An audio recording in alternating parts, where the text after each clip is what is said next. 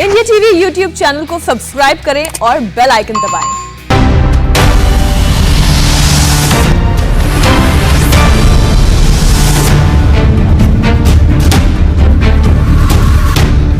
नमस्कार, आप देख रहे हैं इंडिया टीवी। आपके साथ मैं हूं मीनाक्षी जोशी और शुरू हो चुका है इलेक्शन का सबसे बड़ा शो। अब की बार किसकी सरकार?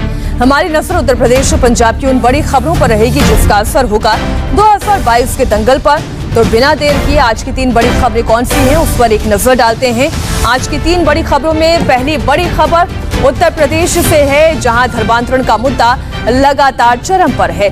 बरेली में एक परिवार ने अपनी बेटी के जबरन धर्म परिवर्तन और अगवा करने का आरोप लगाया। परिवार का दावा है कि उन्हें भी धमकी दी जा रही है कि उन्हें इस्लाम कबूल कर लेना चाहिए, नहीं तो वो गांव छोड़ दे। सवाल ये कि कानपुर के धर्मांतरण विवाद में सियासत करने वाली पार्टियां अब बरेली के मामले पर चुप क्यों हैं, इस पर हम करेंगे बात। आज की दूसरी बड़ी खबर पर भी आइए एक नजर डालते हैं। उत्तर प्रदेश में यात्रा वर्सेस यात्रा। जी हां, यात्रा की ये पॉलिटिक्स है जिसमें बीजेपी की एक तरफ जहां जन आशीर्वाद यात्रा निकाली जाएगी और 16 अगस्त से इसका आगाज होगा, तो समाजवादी पार्टी ने भी अपने घोड़े खोल दिए हैं और जन आक्रोश यात्रा निकाल रहे हैं।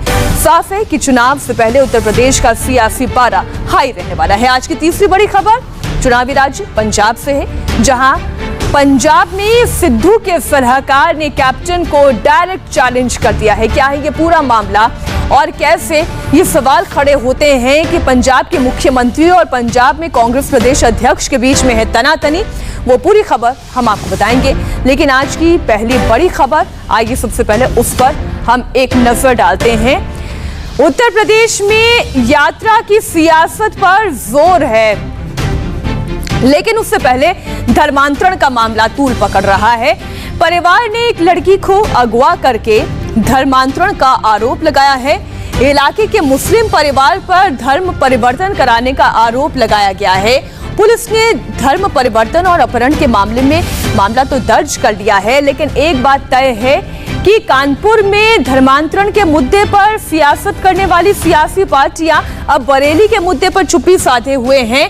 ये वो पीड़ित परिवार है और जो फोटो वो दिखा रहा है, पीड़ित परिवार अपनी बच्ची की फोटो दिखा रहा है। वो ये कह रहा है कि उनकी बेटी का कोई पता नहीं चल पा रहा है, उनकी बेटी को अगवा करके उसका धर्म परिवर्तन करा दिया गया है।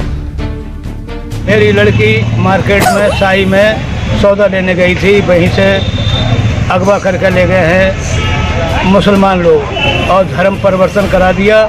और FIR 5 तारीख को पुलिस ने नहीं लिखी, 6 तारीख को मुकदमा कायम हुआ है मेरा। फिर बताया गया है कि लड़की का धर्म परिवर्तन हो गया है। उसने सीबीगंज डाकखाने से रजिस्ट्री भेजी है थाने के लिए, हम लोगों को नहीं भेजी है। और कि हमने जब उसका धर्म परिवर्तन करा लिया, हमने इससे आला हजरत से निकाह कर लिया है। और हमको कल 10 तारीख में शाम को 11 बजे अतर भाई भूतपूर्व चेयरमैन के बेटे हैं बड़े, उन्होंने बुलाया और कहा कि अगर आप लड़की को भूल जाओ और लड़की को नहीं भूलोगे या तो पलायन कर जाओ, नहीं तो तुम्हारे पूरे परिवार को जन बच्चा से हम खो देंगे, जला के मार देंगे। तो परिवार को जलाकर मार देने तक की धमकी दी जा रही है। इस मामले में बरेली के SP ग्रामीण राजकुमार अग्रवाल का भी बयान आया है। पुलिस ने धर्म परिवर्तन की धाराओं में केस दर्ज कर लिया है। थाना शाही में श्री आत्मानंद रस्तोगी जी ने अपनी पुत्री को कस्बे के ही 2 लोगों द्वारा अपहरण करने के संदर्भ में और एक अन्य अज्ञात के संदर्भ में थाना शाही पर 366, 354 व धर्म परिवर्तन अधिनियम के अंतर्गत मुकदमा पंजीकृत कराया है। इस संदर्भ में जो है एक पत्र भी हम लोगों को जरिए डाक प्राप्त हुआ है और उस पत्र से भी उनके परिवार वाले भी रूबरू हैं। अपहृता की बरामदगी के लिए हम लोगों ने 3 टीमें लगाई हैं। सर्विलांस टीम का भी हम लोग पूरा उपयोग कर रहे हैं। कुछ लोकेशंस भी हम लोग ट्रेस किए हैं, उन लोकेशंस पे भी हमारी टीमें गई हैं और कुछ लोगों को हिरासत में लेकर भी हम लोग लगातार पूछताछ कर रहे हैं। अब जो सवाल उठ रहे हैं वो सवाल ये है कि कानपुर पर पूरे देश में तो कोहराम मचा लिया, लेकिन जिन दलों ने कानपुर के मुद्दे पर मचाया कोहराम, वो आज बरेली में इस पीड़ित परिवार के साथ क्यों नहीं खड़े नजर आते? इस पीड़ित परिवार के मामले पर खामोश क्यों हो जाते हैं? सवाल विशाल प्रताप सिंह से हम पूछते हैं। हमारे इंडिया टीवी संवाददाता हमारे साथ लाइव जुड़ गए हैं। विशाल, समस्या ये है कि बरेली वाले केस में पुलिस एक्शन कर रही है, लेकिन कानपुर में सियासत करने वाली राजनीतिक पार्टियां कहां हैं? क्या इस पीड़ित परिवार के साथ खड़े होने वाला कोई दल नहीं है?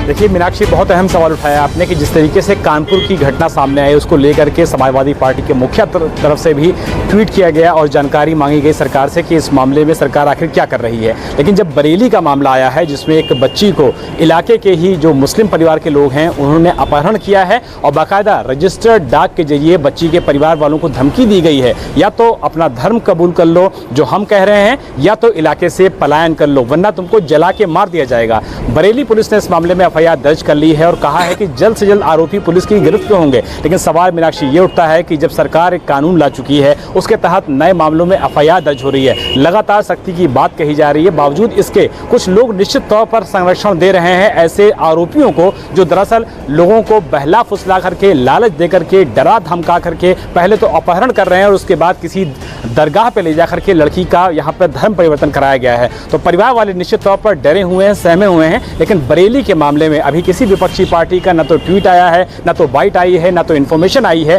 कि कौन सी पार्टी उस पीड़ित परिवार के साथ खड़ी हुई है जो दरअसल कानपुर के मुद्दे पर सवाल उठा रहे थे। आखिर वो बरेली के मुद्दे पर कहां हैं, ये एक बड़ा सवाल है और इसका जवाब जानने की हम लगातार कोशिश कर रहे हैं। विशाल, इस पूरी जानकारी के लिए आपका शुक्रिया। लेकिन एक और खबर है उत्तर प्रदेश की ही सियासत से जुड़ी हुई, इस पर भी हम आपसे जानकारी लेंगे, इसलिए आप रहिएगा हमारे साथ। उत्तर प्रदेश से जुड़ी हुई अगली खबर, यात्रा वर्सेस यात्रा। जी हां, उत्तर प्रदेश में चुनाव से पहले यात्राओं का दौर अब शुरू होने वाला है। बीजेपी की एक तरफ जन आशीर्वाद यात्रा की तैयारी की गई है, तो इसके जवाब में समाजवादी पार्टी ने जन आक्रोश यात्रा की तैयारी कर ली है।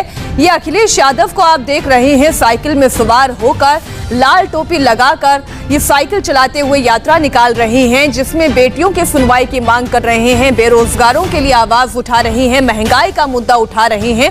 ऐसे तमाम मुद्दे अपनी इस यात्रा के दौरान वो उठाएंगे। तो समाजवादी पार्टी 16 अगस्त से जन आक्रोश यात्रा करेगी। समाजवादी पार्टी अपने सहयोगी दलों के साथ ये यात्रा करने वाली है।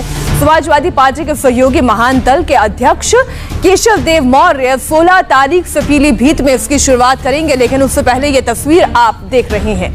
उत्तर प्रदेश में यात्रा की सियासत क्या है, आइए ये भी हम आपको समझाते हैं। बीजेपी की जन आशीर्वाद यात्रा होने वाली है, ऐसे में समाजवादी पार्टी ने इसकी काट ढूंढ के निकाली है और जन आक्रोश यात्रा के तौर पर 16 अगस्त से बीजेपी की जन आशीर्वाद यात्रा का आगाज होगा। तो समाजवादी पार्टी की यात्रा का भी आगाज 16 अगस्त से ही होगा। 16 तारीख से लेकर 20 अगस्त तक जन आशीर्वाद यात्रा निकाली जाएगी। तो 16 से 31 अगस्त तक ये यात्रा समाजवादी पार्टी की निकलेगी। यूपी से बनाए गए जो 7 मंत्री नरेंद्र मोदी के कैबिनेट में शामिल हुए हैं, उनकी जगह रहेगी इस यात्रा में। 35 लोकसभा और 20 विधानसभा क्षेत्रों में दौरा करने वाली है। तो समाजवादी पार्टी की नीयत और नीति यही है कि जितने भी मुद्दे हैं जनता से जुड़े हुए, चाहे वो महंगाई हो, बेरोजगारी हो, पेगासस जैसे राष्ट्रीय मुद्दे हो गए, किसानों के मुद्दे हो गए, इन तमाम मुद्दों को एक एक कर वो सरकार के सामने उठाएगी भी और उनकी नाकामियों को गिनाएगी भी। रुचि कुमार हमारी सहयोगी इस खबर पर जुड़ी हुई हैं, हम उनसे इस पर और ज्यादा जानकारी ले लेते हैं। तो ये काउंटर यात्रा की तैयारी तो हो गई है, लेकिन समाजवादी पार्टी की यात्रा किन किन इलाकों में निकाली जाएगी? देखिए, ऐसा है क्योंकि चुनाव बिल्कुल सर पर है, तो समाजवादी पार्टी को मालूम है कि अगर सत्ता में वापस आना है, बीजेपी से उनका तख्त छीनना है, तो जरूरी होगा जनता के बीच में जाना। तो समाजवादी पार्टी ने आपने जैसा देखा, आप दिखा भी नहीं कि अखिलेश यादव ने अभी साइकिल चलाई, मौका था जनेश्वर मिश्रा की जयंती का। अब पार्टी ने प्लान किया है, उसके पहले भी जो उनका पिछड़ा वर्ग प्रकोष्ठ है वो जगह जगह सम्मेलन कर रहा है पिछड़ों के बीच में जाकर, क्योंकि चुनाव में समाजवादी पार्टी जानती है कि जो गैर यादव ओबीसीज हैं उनको अपनी तरफ करना बहुत जरूरी है, तभी वो जीत हासिल कर सकेंगे। तो सारी चीजों को देखकर ये यात्रा निकाली जा रही है और अभी शुरुआत हुई है और उनका प्लान यही है कि एक एक विधानसभा चुनाव में समाजवादी पार्टी के साइकिल पहुंचे। और वो कितना कामयाब होते हैं तो पता नहीं, लेकिन आप मायावती को भी देखेंगे कि वो ब्राह्मण सम्मेलन कर रही हैं। पूरे यूपी में उनके जगह जगह ब्राह्मण सम्मेलन हो रहे हैं। अयोध्या से शुरुआत, लेकिन रुचि, जो आम दर्शक होंगे उनके भी दिमाग में ये सवाल जरूर आएगा, वो भी ये जानना चाहेंगे कि क्या वजह है कि जब बीजेपी की जन आशीर्वाद यात्रा की तैयारी हो गई, डेट अनाउंस हो गई, नाम अनाउंस हो गया, उसी वक्त समाजवादी पार्टी ने ये अनाउंसमेंट किया, डेट भी वही रखी।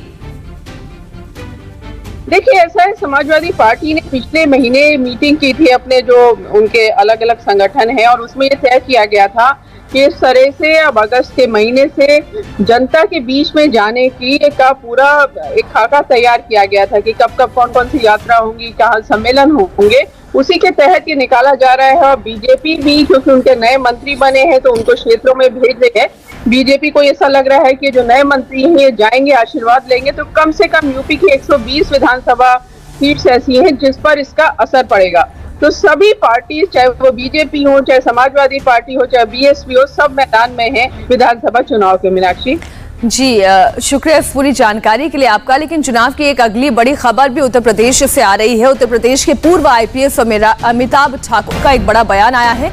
उन्होंने यूपी के सीएम योगी आदित्यनाथ को चुनौती दी है। कहा कि वो आगामी विधानसभा चुनाव वहीं से लड़ेंगे जहां से योगी आदित्यनाथ चुनाव लड़ेंगे। अमिताभ ठाकुर ने कहा कि बतौर सीएम योगी की तरफ से कोई गलत फैसले जो लिए गए उनका जवाब वो देने के लिए, उनको चुनौती देने के लिए खुद अमिताभ ठाकुर मैदान में उतरेंगे।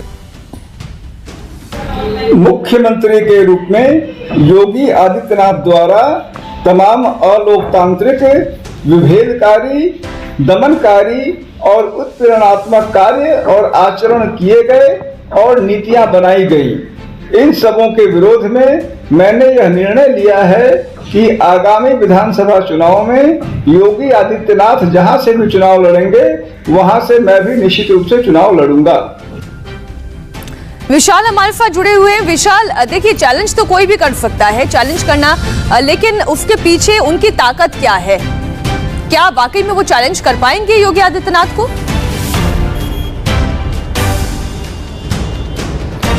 देखिए मीनाक्षी, कहा जाता है कि जिस तरीके से अमिताभ ठाकुर, जो कि पूर्व आईपीएस रह चुके हैं, उत्तर प्रदेश सरकार में लगातार अपनी सेवाएं दे चुके हैं, आईजी रैंक के अधिकारी हुआ करते थे जिस वक्त उन्होंने वीआरएस लिया है, लेकिन उनका ये कहना था कि जिस तरीके से गवर्नमेंट की नीतियां हैं, गवर्नमेंट की सारी चीज़ें हैं, वो उससे इत्तेफाक नहीं रख रहे थे। हमेशा वो सरकार को सवालों के घेरे में खड़े करते थे। उनका कहना था कि जिस तरीके से मैं सवाल उठाता हूँ, मेरे सवालों को सरकार गंभीरता से नहीं लेती है, जिसके बाद उन्होंने वीआरएस लिया। लेकिन उनका ये कहना था कि वो वीआरएस लेना नहीं चाहते थे, सरकार ने जबरन उनको वीआरएस दिलवाया। तो निश्चित तौर पर जो गुस्सा है, जो नाराजगी है, वो अमिताभ ठाकुर की समझी जा सकती है। यही वजह है कि अब से कुछ देर पहले उन्होंने ये ऐलान किया है कि मुख्यमंत्री योगी आदित्यनाथ जहां से भी विधानसभा चुनाव लड़ेंगे वो विधानसभा चुनाव में उनको टक्कर देंगे। टक्कर कोई भी दे सकता है, लोकतंत्र है देश में, लेकिन निश्चित तौर पर कहा सकता है कि उनकी जो पृष्ठभूमि है वो कोई भी राजनीतिक नहीं है। ऐसे में मुख्यमंत्री योगी आदित्यनाथ की जो लोकप्रियता है वो न सिर्फ उत्तर प्रदेश है बल्कि देश के अलग अलग हिस्सों में है। तो ये कह पाना बहुत जल्दबाजी होगी और शायद अमिताभ ठाकुर के लिए मुश्किल होगा, लेकिन वो फिर भी चुनौती देना चाहते हैं। शुक्रिया पूरी जानकारी के लिए आपका विशाल। वक्त एक छोटी सी ब्रेक का है, लेकिन ब्रेक के बाद नवजोत सिंह सिद्धू के नए सलाहकार ने आते ही कैसे कैप्टन अमरिंदर सिंह पर किया अटैक। पंजाब की सियासत से बड़ी खबर एक छोटे से ब्रेक के बाद।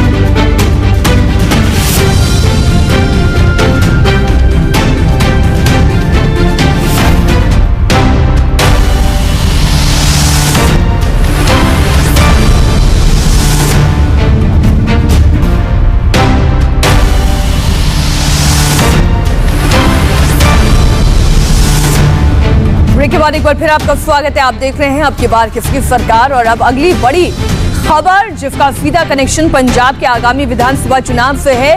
लगता है कि कैप्टन और सिद्धू के बीच में ठनी हुई है, उसका ताजा उदाहरण एक और सामने आया है। कांग्रेस की कलह खत्म नहीं हुई है क्योंकि सिद्धू के सलाहकार मालविंदर सिंह माली ने कैप्टन अमरिंदर सिंह पर अटैक किया है और एक पोस्ट के जरिए यह अटैक हुआ है। हालांकि ये लिखा पंजाबी में है, इसका हिंदी रूपांतरण हम आपको करके बता देते हैं। जुल्म सहना और जुल्म के खिलाफ चुप रहना भी पाप है। माली ने पीएम मोदी अमित शाह से कैप्टन अमरिंदर की मुलाकात पर हमला बोला और कहा कि पंजाब के फौजी ने सरेंडर कर दिया है। जी हां, ये आरोप लगाया, अपने ही मुख्यमंत्री पर सवाल खड़े किए। इससे पहले नवजोत सिंह सिद्धू भी अपने फेसबुक अकाउंट पर एक वीडियो शेयर कर चुके हैं। इस वीडियो में वो कृषि कानूनों और बिजली की दर को लेकर कैप्टन अमरिंदर सिंह पर अटैक कर रहे थे और वीडियो में सिद्धू कह भी रहे थे कि उन्हें कृषि कानून रद्द कर देने चाहिए और अगर वो ऐसा नहीं करेंगे तो विधायक ये काम कर देंगे। विधानसभा टांडे वाला नहीं टांडे वाली नहीं पांडे इस विधानसभा सेशन बिजली के समझौते खत्म हो गए। खत्म हो गए और जिन्हें लोग शहर के 12 रुपये बिजली लेते हैं उन्होंने 3 तो 5 रुपये बिजली मुहैया करा के देंगे। लिख लो मेरी गल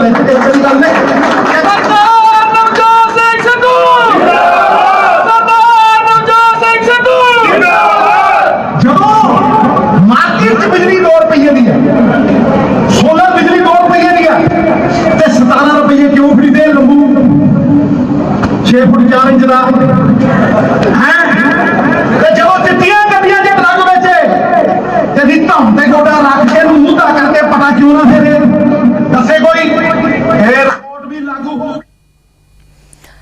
इस वक्त हमारे साथ संवाददाता पुनीत परिंजा जुड़े हुए हैं। हम उन्हीं से जानकारी लेते हैं। मालविंदर माली की अगर ताजा पोस्ट की बात करें जिसमें उन्होंने ममता बनर्जी से कैप्टन अमरिंदर की तुलना कर दी। अब कोई भी राज्य का मुख्यमंत्री जाकर अगर प्रधानमंत्री से मुलाकात करता है तो ये सरेंडर करना कैसे होता है, या ये निजी दुश्मनी है कैप्टन अमरिंदर से मालविंदर सिंह माली की? देखिए, जाहिर तौर पर जिस तरह से नवजोत सिंह सिद्धू जो है वो लगातार अपनी ही सरकार के खिलाफ आक्रामक रुख अपनाए हुए हैं और उसी तरीके पर अब उनके जो सलाहकार हैं, जो सिपह सलार कहेंगे, तो वो भी कैप्टन अमरिंदर सिंह के खिलाफ जो है वो आक्रामक रुख जो है उन्होंने भी अपना लिया है। जो ताज़ा उदाहरण जैसे कि मालविंदर सिंह माली ने अपनी पोस्ट में किया है, उन्होंने साफ तौर पर कहा कि कैप्टन अमरिंदर सिंह अमित शाह और प्रधानमंत्री नरेंद्र मोदी का एजेंडा सेट करने में लगे हुए। अब इसमें एजेंडा कैसे, क्योंकि एक सूबे का मुख्यमंत्री अगर प्रधानमंत्री से मुलाकात करता है तो उसे एजेंडा सेट करना नहीं कहा जा सकता, लेकिन जिस तरह का शब्दावली का प्रयोग मालविंदर सिंह माली की तरफ से किया गया है वो जाहिर तौर पर कहीं ना कहीं प्रश्न चिन्ह तो खड़ा करता ही है। लेकिन साथ ही उन्होंने इसमें एक एग्जाम्पल और दिया है, वो एग्जाम्पल दिया है ममता बनर्जी का, कि ममता बनर्जी ने जिस तरह से फांसीबाजी उनके खिलाफ आवाज उठाई है। तो अब सवाल यह है कि क्या अगर आप नवजोत सिंह सिद्धू के सलाहकार हैं तो क्या आप कुछ भी लिखने के लिए, इस तरह से अटैक करने के लिए आपको क्या लाइसेंस मिल चुका है? और कहीं ना कहीं जिस तरह की शब्दावली का प्रयोग किया गया है वो हैरान करने वाली है। यहाँ पर मीनाक्षी और प्रधानमंत्री पर तो वो बात, और हैरानी इस बात की होती है पुनीत की ममता बनर्जी की भी तो मुलाकात प्रधानमंत्री नरेंद्र मोदी से हुई है। एक राज्य का मुख्यमंत्री देश के प्रधानमंत्री से मुलाकात कर सकता है, लेकिन जिस तरीके से कैप्टन अमरिंदर सिंह पर मालविंदर सिंह माली ने वार किया है उससे तो यही समझ में आता है कि उनको वाकई में लाइसेंस खुद नवजोत सिंह सिद्धू ने दिया है और ग्रीन सिग्नल क्या आलाकमान से भी मिला हुआ है, इस पर सवाल जरूर गहरा हो जाता है। शुक्रिया पुनीत पूरी जानकारी के लिए आपका।